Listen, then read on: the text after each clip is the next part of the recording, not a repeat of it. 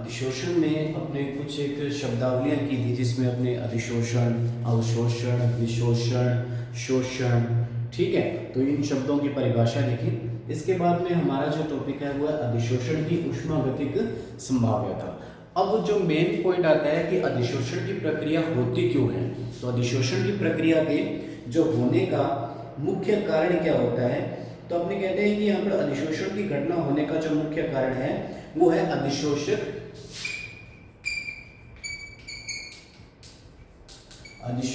व अधिशोष्य के मध्य का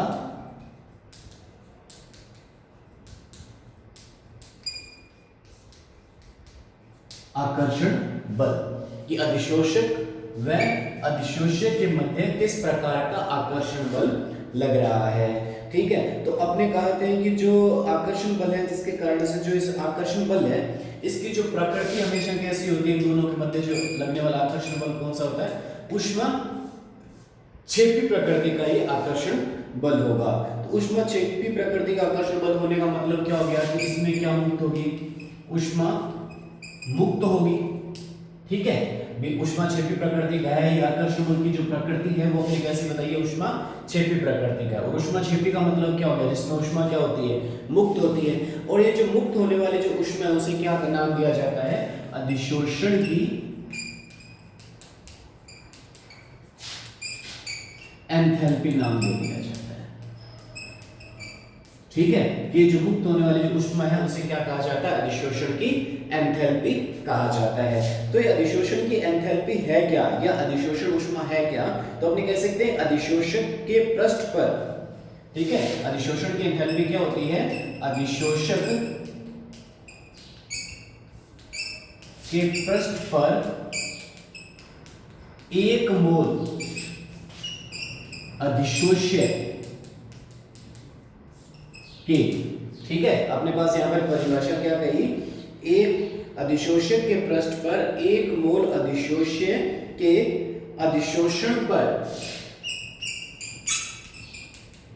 अधिशोषण पर जो ऊष्मा एंथैल्पी में जो होने वाला परिवर्तन है, एंथैल्पी में होने वाला परिवर्तन, इसे क्या कहा जाता है, अधिशोषण की एंथैल्पी कहा जाता है। तो अधिशोषण की एंथैल्पी क्या हुई, अधिशोषक के पृष्ठ पर 1 मोल अधिशोष्य के अधिशोषण पर एंथैल्पी में होने वाले परिवर्तन को अपने अधिशोषण की एंथैल्पी कहा जाता है। तो अपने अगर इसको ऊष्मागतिक रूप से देखना चाहते हैं तो हमारे पास ऊष्मागतिक रूप से देखने के लिए हमारे पास जो समीकरण बनती है ऊष्मागतिक रूप से देखने के लिए वो हमारे पास होती है गिब्स-हेल्महोल्ट्ज़ जो समीकरण है। उस गिब्स-हेल्महोल्ट्ज़ समीकरण की बात करें तो वो समीकरण हमारे पास होती है del G बराबर del H minus T del S। तो ये हमारे पास आपने इसको बोल सकते हैं हेल्महोल्ट्ज़ समीकरण है। तो अपने कहते हैं कि यहाँ पर अधिशोषण के जो प्रक्रम में क्या हो रहा है, 1 मोल अधिशोषक के पृष्ठ पर अधिशोषित होने से मुक्त होने वाले जो ऊष्मा है उसे अपने क्या नाम दे दिया गया, अधिशोषण ऊष्मा या अधिशोषण एंथैल्पी नाम दे दिया गया। और 1 मोल से मुक्त हो रही है जिसको अपने क्या नाम दे देंगे, मोलर अधिशोषण ऊष्मा, ठीक है। इस ऊष्मा को क्या नाम दिया जा सकता है, मोलर अधिशोषण ऊष्मा भी इसे अपने नाम दे सकते हैं, ठीक है। तो अब अपने कह रहे हैं कि इस पूरे प्रक्रम में हो क्या रहा है कि प्रक्रम कैसा है, ऊष्माक्षेपी प्रक्रम है। तो ऊष्माक्षेपी प्रक्रम के लिए क्या होता है कि जो डेल H की जो वैल्यू होती है वो कैसी होती है, ऋणात्मक होती है। कब, जब प्रक्रम कैसा है हमारे पास, ऊष्माक्षेपी है। ये तो पहले कह चुके हैं कि जो अधिशोषण की जो प्रक्रिया है वो अधिशोषक व अधिशोष्य के मध्य लगने वाले आकर्षण बलों पर निर्भर करती है। और वो आकर्षण बल किस प्रवृत्ति का, तो ऊष्माक्षेपी प्रकृति का होता है, अर्थात ऊष्मा मुक्त होती है, जिससे जो डेल H की वैल्यू है वो क्या होती है, नेगेटिव होती है। दूसरी बात अगर अपने करें कि जैसे जैसे अपने पास अधिशोषण होगा, जैसे अपने बात करते हैं किसी ठोस की सतह पर गैस का अधिशोषण हो रहा है, जब ठोस की सतह पर गैस का अधिशोषण हो रहा है तो गैस के कण ठोस की सतह पर अधिशोषित होंगे, और जैसे ही वो अधिशोषित होंगे तो गैस के अणुओं का जो संचलन है, ठीक है, अपने क्या कह सकते हैं, गैस के अणुओं का संचलन ठीक है, वो क्या हो जाएगा, अपने कह सकते हैं गैस के अणुओं का संचलन क्या हो जाएगा, कम हो जाएगा। कब कम होगा कि जब गैस ठोस की सतह पर अधिशोषित होना शुरू हो जाएगी, क्योंकि वो उसकी सतह में आकर्षण बल से बंधना शुरू हो जाएगी, और जैसे ही वो आकर्षण बल से बंधना शुरू हो जाएगी तो अपने कह सकते हैं कि उनका जो संचलन है वो क्या हो गया, कम हो गया। और जैसे ही संचलन कम हो जाता है तो गैस की एंट्रोपी में क्या आ जाती है, कमी। तो दूसरी बात यहाँ पर कह सकते हैं कि जो गैस की एंट्रोपी है वो गैस की एंट्रोपी में क्या आ जाएगी, कमी आ जाएगी। ठीक है, जब संचलन होगा तो संचलन से अपने कहेंगे कि गैस के एंट्रोपी में क्या आ रही है, कमी आ रही है। इस गैस के एंट्रोपी में कमी आने के कारण से अपने कह सकते हैं कि जो हमारे पास जो डेल एस का जो मान है वो डेल एस का मान भी कैसा हो जाएगा, ऋणात्मक प्रवृत्ति का हो जाएगा। तो हमारे पास डेल एच का मान भी ऋणात्मक हो गया और डेल एस का मान भी क्या हो गया, ऋणात्मक हो गया। ठीक है, और जब अपने सामान्य ताप पर अगर बात करें या सामान्य ताप या निम्न ताप पर बात करें तो डेल एच से जो टी डेल एस की जो वैल्यू है, ठीक है, अपने कह सकते हैं कि जो डेल एस है वो greater than T del S जब होगा, और जिससे अपने कह सकते हैं कि जो अधिशोषण हो जाएगा वो कैसा बन जाएगा, स्वतः प्रक्रम। क्योंकि डेल एस की वैल्यू जब नेगेटिव होगी तो टी डेल एस की वैल्यू कैसे हो जाएगी, पॉजिटिव। और कब तक अधिशोषण स्वतः रहता रहेगा, जब तक अपने कहते हैं कि जो डेल एच की वैल्यू है वो क्या होगी, ज्यादा होगी। मतलब नेगेटिव मान क्या होगा, ज्यादा, क्योंकि अपने कह रहे हैं कि जो डेल एस नेगेटिव हो गया तो जैसे नेगेटिव होगा तो टी डेल एस की वैल्यू है वो टी डेल एस कैसा हो गया, हमारे पास पॉजिटिव टाइप का हो गया। और जैसे ये पॉजिटिव हो गया हमारे पास तो स्वतः प्रक्रम के लिए जी का मान है वो कैसा होना चाहिए, ऋणात्मक होना चाहिए। और जी का मान ऋणात्मक कब होगा, जब डेल एच की वैल्यू क्या हो, ज्यादा हो। तो अपने कह सकते हैं कि सामान्य ताप पर अपने कह सकते हैं अधिशोषण की प्रक्रिया कब संपन्न होती है, जब सामान्य ताप पर del H greater than T del S के होगा, तभी अधिशोषण की प्रक्रिया संपन्न हो जाएगी। आपने कह सकते हैं कि अधिशोषण एक स्वतः प्रक्रम के रूप में व्यवहार करेगा। ठीक है, तो ये हमारे पास अधिशोषण का जो ऊष्मागतिक संभावना है अपने व्यक्ति कि अधिशोषण किस प्रकार से संपन्न हो रहा है। अब हमारे पास जो टॉपिक है वो है कि अधिशोषण के प्रकार। तो अगला हमारा जो टॉपिक है वो है अधिशोषण के प्रकार, कि जो अधिशोषण की जो प्रक्रिया है वो कितने प्रकार की होती है। तो अपने यहाँ पर अधिशोषण की प्रक्रिया को दो भागों में बांटा गया है। पहला जो भाग है वो कौन सा है, भौतिक अधिशोषण, और दूसरा भाग हमारे पास आ जाता है रासायनिक अधिशोषण। इस रासायनिक अधिशोषण को अपने दूसरे शब्दों में रसावशोषण भी कहा जा सकता है। ठीक है, तो भौतिक अधिशोषण व रासायनिक अधिशोषण। अब भौतिक अधिशोषण व रासायनिक अधिशोषण को उनमें उपस्थित गुणों के आधार पर अपने विभाजित किया गया है। पहला गुण अपने लिया गया बलों की प्रकृति, कि अधिशोषक व अधिशोष्य के मध्य किस प्रकार का बल लग रहा है। क्योंकि हमने कहा था अधिशोषण की घटना कब कैसे होती है, अधिशोषण होने के लिए क्या होता है, अधिशोषक व अधिशोष्य के मध्य एक बल उपस्थित होता है। तो वो बल किस प्रकार का है, अपने कहते हैं कि भौतिक अधिशोषण में कहता है कि जो बल होता है वो किस प्रकृति का होता है, दुर्बल वान डेर वाल प्रकृति का होगा। और रासायनिक अधिशोषण में जो बल होगा वो कैसा हो जाएगा, प्रबल रासायनिक बल हो जाएगा। क्यों, रासायनिक बल कब बनता है, इलेक्ट्रॉनों के स्थानांतरण के कारण से जो बल लगता है उसे अपने क्या बोला जाता है, रासायनिक अधिशोषण बोला जाएगा, जिसमें क्या होगा, अधिशोषक व अधिशोष्य के मध्य इलेक्ट्रॉन का स्थानांतरण होगा। दूसरा अपने बता रहे हैं अधिशोषण की ऊष्मा। तो अपने कहते हैं भौतिक अधिशोषण में जो बल होता है वान डेर वाल बल है, तो इसमें जो ऊष्मा की आवश्यकता पड़ेगी वो भी हमारे पास कम होगी, 20 से 40 किलो जूल प्रति मोल के लगभग होती है। और इसमें जो ऊष्मा होती है 80 से 240 किलो जूल प्रति मोल के लगभग होगी। तीसरा जो हमारे पास अंतर ले रहे हैं वो तापमान के आधार पर ले रहे हैं, क्योंकि भौतिक अधिशोषण कम तापमान पर संपन्न होता है जबकि रासायनिक अधिशोषण उच्च तापमान पर संपन्न होता है, क्योंकि इलेक्ट्रॉन के स्थानांतरण के लिए उच्च तापमान की अपने को आवश्यकता पड़ती है। नेक्स्ट जो पॉइंट लिया उत्क्रमणीयता की बात कर रहे हैं कि जो भौतिक अधिशोषण है वो किस प्रकृति का होता है, उत्क्रमणीय प्रवृत्ति का होता है, जबकि रासायनिक अधिशोषण अनुत्क्रमणीय प्रवृत्ति का होता है। मतलब भौतिक अधिशोषण में जो अधिशोषक व अधिशोष्य के मध्य जो लगने वाला दुर्बल वान डेर वाल बल है उसको अपने कम करके अधिशोषक व अधिशोष्य को पृथक भी कर सकते हैं, और जैसे इस वान डेर वाल बल को बढ़ाएंगे तो वापस में जुड़ भी सकते हैं। तो अपने कह सकते हैं कि यह जो प्रकृति है वो कैसी हो जाएगी, उत्क्रमणीय प्रकृति का हो जाता है, जबकि रासायनिक अधिशोषण अनुत्क्रमणीय प्रकृति का बताया। अर्थात एक बार इलेक्ट्रॉन के स्थानांतरण के बाद में जब रासायनिक बंध बन जाता है तो इसको पुनः तोड़कर अपने नहीं सकते हैं। तो आपने ये कहा कि जो रासायनिक अधिशोषण है वो अनुत्क्रमणीय प्रकृति का होता है।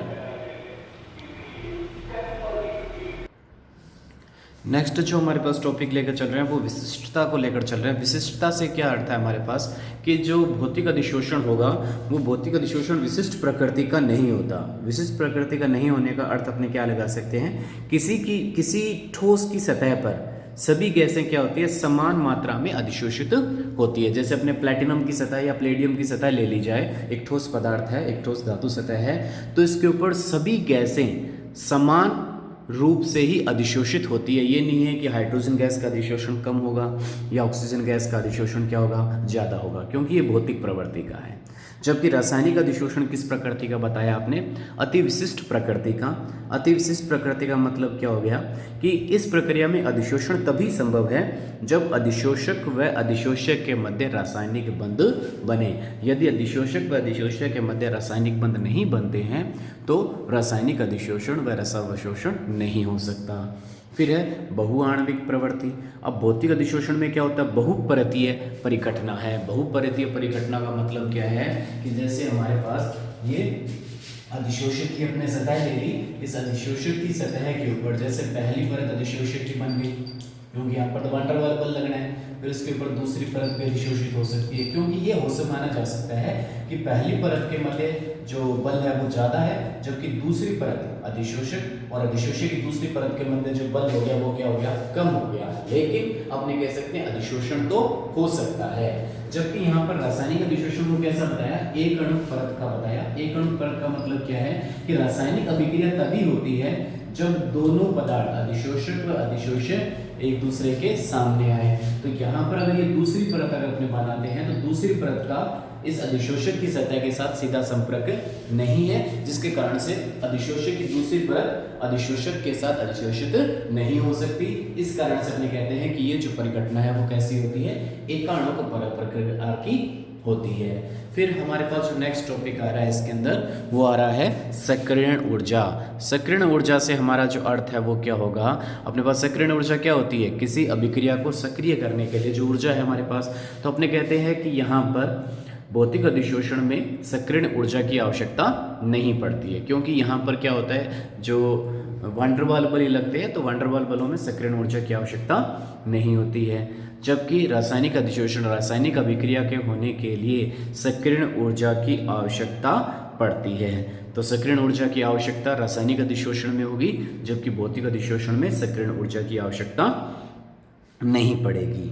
तो ये हमारे पास अधिशोषण के जो प्रकार थे और उनको अपने यहाँ पर कुछ गुणों के आधार पर अपने दो भागों में बांटने की कोशिश की गई है। एग्जाम में क्वेश्चन पूछा जा सकता है कि रसावशोषण के कोई दो गुण बताएं, ठीक है, या भौतिक व रासायनिक अधिशोषण में अंतर स्पष्ट करें, ठीक है, या भौतिक अधिशोषण पर ताप का क्या प्रभाव पड़ता है, रासायनिक अधिशोषण पर ताप का क्या प्रभाव पड़ता है। तो इस रूप से हमारे पास एग्जाम में क्वेश्चन इस पर बन सकते हैं।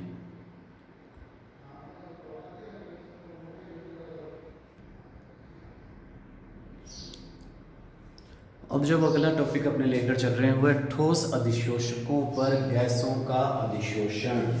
ठीक है, ठोस अधिशोषक पर किसका अधिशोषण किया जाए, अधिशोषक पदार्थ कैसा है हमारे पास, ठोस है, और जो अधिशोष्य पदार्थ है वो कैसा है हमारे पास, गैस है। तो इन गैसों का ठोस अधिशोषक, जैसे हमारे पास क्या लिया जाए, ये कोई ठोस पदार्थ है, ठीक है, तो इस ठोस पदार्थ की सतह के ऊपर अपने इन गैसों का क्या करवाना है, अधिशोषण कराना है। तो अपने कहते हैं कि इस अधिशोषक की सतह पर जो अधिशोष्य पदार्थ का जो अधिशोषण है वो किस पर निर्भर करता है, इन दोनों के मध्य जो आकर्षण बल है उस पर निर्भर करता है। और अपने कहते हैं कि जो अगर भौतिक अधिशोषण है तो भौतिक अधिशोषण में जो आकर्षण बल होगा वो कैसा हो जाएगा, अपने कहते हैं कि वो आकर्षण बल हो जाएगा दुर्बल वांडर वाल बल उपस्थित होते हैं। तो दुर्बल वांडर वाल बल जब उपस्थित है तो अपने कहते हैं कि जैसे कोई भी ठोस पदार्थ है उसके ऊपर सभी गैसों का जो अधिशोषण है वो कैसा होना चाहिए, समान प्रकृति का होना चाहिए। लेकिन कुछ बार ये अधिशोषण, जैसे अपने दो गैसें ली जाए, कौन कौन सी, एक तो फिर ले लेते हैं अमोनिया गैस की बात करते हैं, ठीक है, और एक गैस कौन सी ले लेते हैं, अपने ऑक्सीजन गैस ले लेते हैं। तो क्या इस अमोनिया और ऑक्सीजन गैस दोनों का अधिशोषण इस ठोस की सतह पर समान रूप से होगा या भिन्न भिन्न होगा, उसको अपने यहाँ पर समझने की कोशिश की गई है।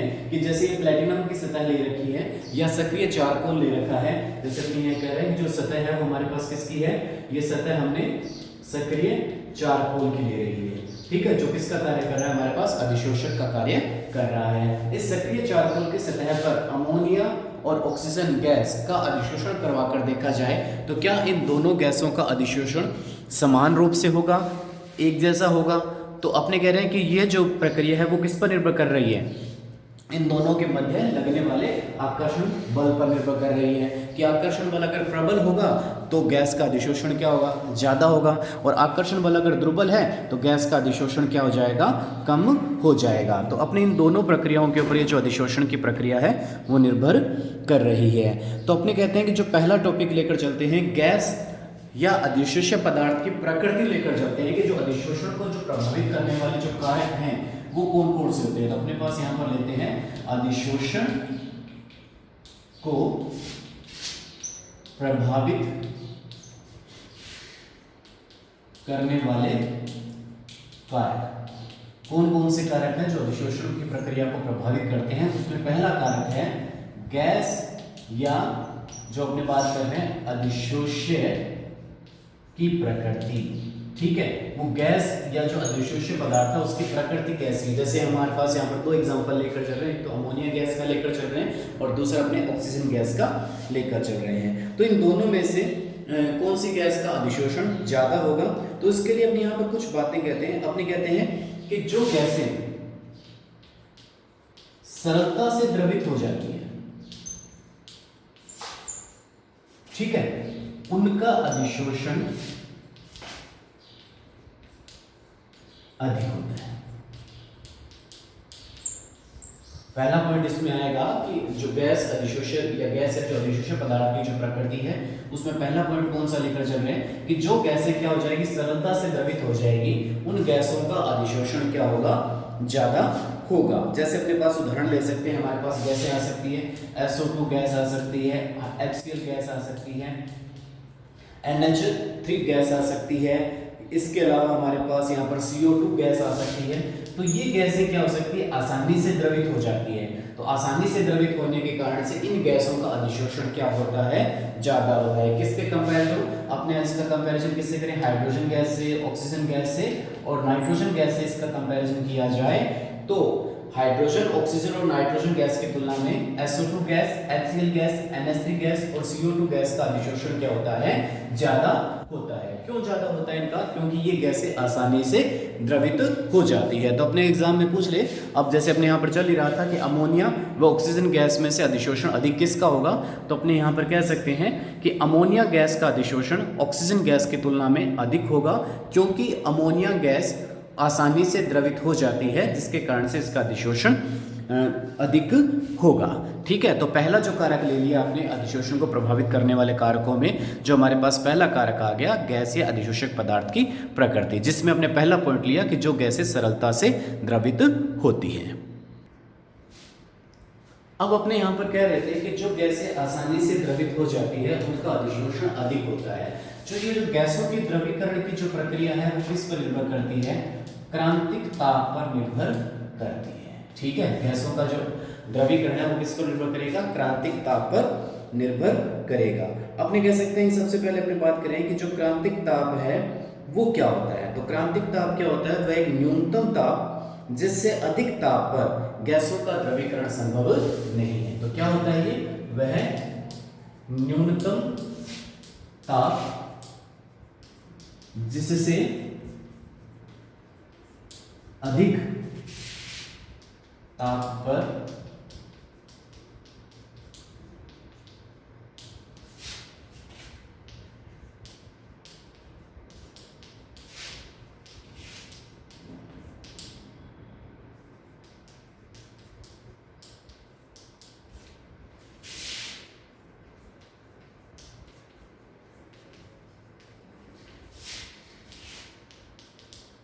ठीक है, तो आपने कहा कि क्रांतिक ताप क्या होता है, वह न्यूनतम ताप जिससे अधिक ताप पर गैसों का द्रवीकरण संभव नहीं है।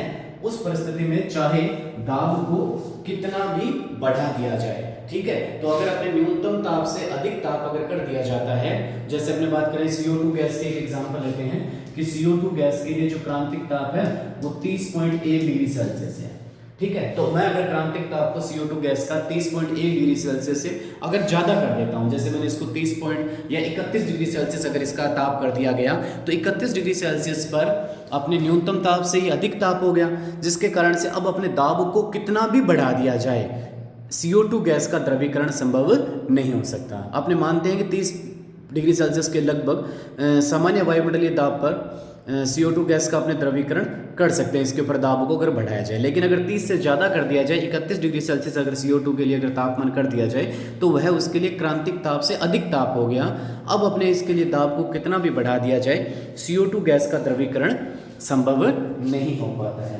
इसके बाद में अपने यहाँ पर कह रहे हैं, तो इसका मतलब अपने पास जो गैसों का जो द्रवीकरण है वो किस पर निर्भर कर रहा है, क्रांतिक ताप पर निर्भर कर रहा है। अब अपने पास यहाँ पर ये कहा जाता है कि क्रांतिक ताप कम होने से द्रवीकरण अधिक होगा या अधिक होने से द्रवीकरण अधिक होगा। तो अपने कहते हैं यहाँ पर कि गैसों का द्रवीकरण कब होगा, जब क्रांतिक ताप उच्च होता है। ठीक है। तो अपने कहते हैं कि उन गैसों का द्रवीकरण आसानी से हो जाएगा जिन गैसों का क्रांतिक ताप उच्च होता है। ठीक है। तो अपने कहते हैं उच्च क्रांतिक ताप वाली गैसों का जो द्रवीकरण है वो आसानी से हो सकता है, और जिनका क्रांतिक ताप कम होता है उन गैसों का द्रवीकरण संभव, या आपने कह सकते हैं उन गैसों का द्रवीकरण आसानी से नहीं होता है। तो अपने यहाँ पर क्रांतिक ताप को समझने के लिए अपने पास एक उदाहरण दिया गया, 3 गैसों का उदाहरण ले रहा हूँ मैं, SO2 गैस का, अमोनिया गैस का और हाइड्रोजन गैस का। SO2 गैस का जो क्रांतिक ताप है 430 केल्विन, अमोनिया गैस का 406 केल्विन और हाइड्रोजन का 33 केल्विन। तो अपने इसको अधिशोषित कर रहे हैं, किस पर कर रहे हैं, 1 ग्राम सक्रिय चारकोल पर इन गैसों को अधिशोषित करना चाहते हैं। तो कौन सी गैस का अधिशोषण ज्यादा होगा, SO2 का, NH3 का या हाइड्रोजन का। आपने ये कहा था कि क्रांतिक ताप जितना अधिक होता है गैसों का अधिशोषण उतना ही ज्यादा होता है। तो अपने पास सबसे ज्यादा क्रांतिक ताप किसका है, SO2 गैस का क्रांतिक ताप सबसे ज्यादा है, अतः इस गैस का अधिशोषण सबसे ज्यादा होगा। और हाइड्रोजन का क्रांतिक ताप सबसे कम है, अतः अपने कह सकते हैं कि हाइड्रोजन गैस का अधिशोषण इन दोनों गैसों की तुलना में क्या होगा, कम होगा। तो यहाँ पर क्रांतिक ताप जो अपने अधिशोषण को प्रभावित करने वाले कारकों में अपने कहा था, गैस या जो अधिशोष्य पदार्थ की जो प्रकृति है उसमें 2 पॉइंट अपने पास आए। एक तो जिन गैसों का द्रवीकरण आसानी से होता है, और गैसों के द्रवीकरण के लिए जो उत्तरदायी कारक होता है वो क्या होता है, क्रांतिक ताप इसके लिए एक उत्तरदायी कारक बनता है। तो जिन गैसों का क्रांतिक ताप ज़्यादा होगा उन गैसों का अधिशोषण भी क्या होगा, अधिकतम होगा। तो यहाँ पर अपने पास जो पहला जो कारक था वो हमारा यहाँ पर पूर्ण हो गया। दूसरा जो इसको प्रभावित करने वाला जो कारक है वो हमारे पास है अधिशोषक का पृष्ठीय क्षेत्रफल। अपने को पता है कि अधिशोषक का पृष्ठीय क्षेत्रफल जितना अधिक होगा अधिशोषण भी उतना अधिक होगा। ठीक है। कैसे कि अपने कहते हैं जितना ज़्यादा पृष्ठीय क्षेत्रफल होगा उसके अंदर सक्रिय केंद्रों की संख्या भी क्या होगी, ज़्यादा होगी, और सक्रिय केंद्र जब ज़्यादा होंगे तो अधिशोषण भी क्या होगा, ज़्यादा होगा। तो अपने कह सकते हैं कि अगर अधिशोषक पदार्थ कैसा है, कठोर व रंध्रहीन है। ठीक है। एक तो ऐसा है अधिशोषक पदार्थ, और दूसरा हमारे पास क्या है, सरंध्रित व बारीक चूर्ण है। ठीक है। एक ही अधिशोषक पदार्थ लिया गया, उसको अपने 2 तरीके से देखा गया कि जो अधिशोषक पदार्थ है वो कैसा है, कठोर है और रंध्रहीन है।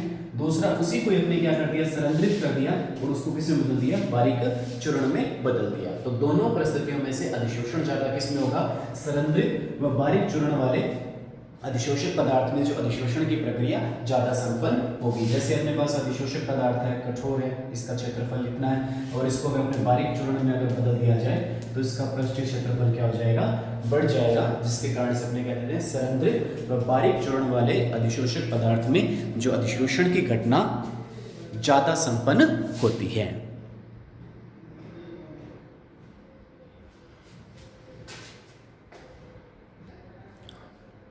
जो बाकी बचे हुए जो कारक हैं हमारे पास, दाब का प्रभाव, ताप का प्रभाव और अवशोषण का जो अपने सक्रियण की जो प्रक्रिया है वो नेक्स्ट लेक्चर में अपने देखेंगे इसको।